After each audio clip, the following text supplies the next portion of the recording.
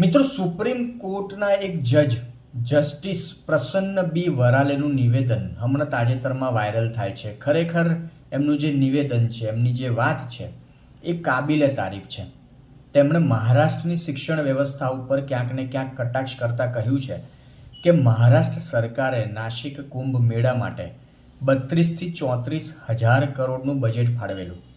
આ બજેટનો 0.1% હિસ્સો પણ એટલે આશરે 32 કરોડ જો શિક્ષણ પાછળ ખર્ચવામાં આવ્યા હોત તો રાજ્યમાં બંધ થઈ ગયેલી 100 થી 125 મરાઠી સ્કૂલો બંધ થતી બચાવી શકાઈ હોત.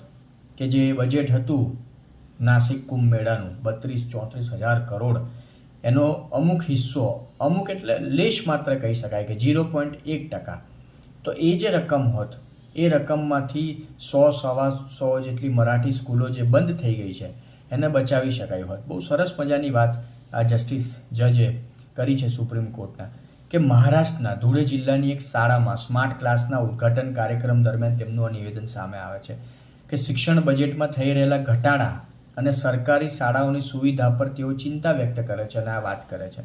આમ પણ અત્યારે દેશમાં કે ગુજરાતની આપણે વાત કરીએ તો શિક્ષણ વ્યવસ્થાનું શું માહોલ છે, શિક્ષણ વ્યવસ્થા કઈ રીતે ખાડામાં ગઈ છે, એ બધા જ આપણે જાણીએ છીએ. એ વસ્તુને દરેક મુદ્દા ઉપર આપણે વાતોને જાણીએ જ છે. દર 2-4 દાડે દેશની શિક્ષણ વ્યવસ્થા કે ગુજરાતની શિક્ષણ વ્યવસ્થાને લઈને કંઈક ને કંઈક આવતું જ હોય છે.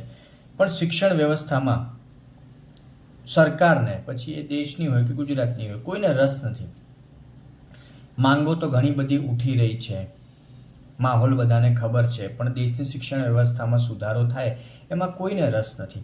પણ જે આ જજનું સુપ્રીમ કોર્ટના જે નિવેદન આવે છે એ એક રીતે એવી રીતે પણ મહત્વપૂર્ણ કહી શકાય કે આજે આપણા દેશમાં ઘણી બધી ઘટનાઓ એવી બનતી હોય છે, ઘણા બધા મુદ્દાઓ સામે આવતા હોય છે જ્યાં કાયદો અને વ્યવસ્થા ઉપરથી સામાન્ય જનતાનો વિશ્વાસ ઉઠી ગયો છે. સુપ્રીમ કોર્ટને લઈને અત્યારે અમુક માહોલ એવો બનતો હોય છે કે સરકારના કહેવા ઉપર જાણે સુપ્રીમ કોર્ટ ચાલતી હોય. સામાન્ય જનતાનો વિશ્વાસ ક્યાંક ને ક્યાંક ત્યાંથી પણ ઉઠી ગયો છે. એવામાં આ સુપ્રીમ કોર્ટના જજનું નિવેદન ઘણું મહત્વપૂર્ણ છે, કાબિલે તારીફ છે કે એ સિસ્ટમને ક્યાંક ને ક્યાંક સવાલ કરતા થયા.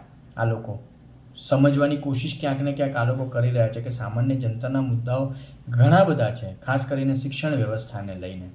બસ આ જ રીતે કાયદો અને વ્યવસ્થા સાચી દિશામાં કામ કરે કે જનતાનો વિશ્વાસ એમના ઉપર કાયમ રહે.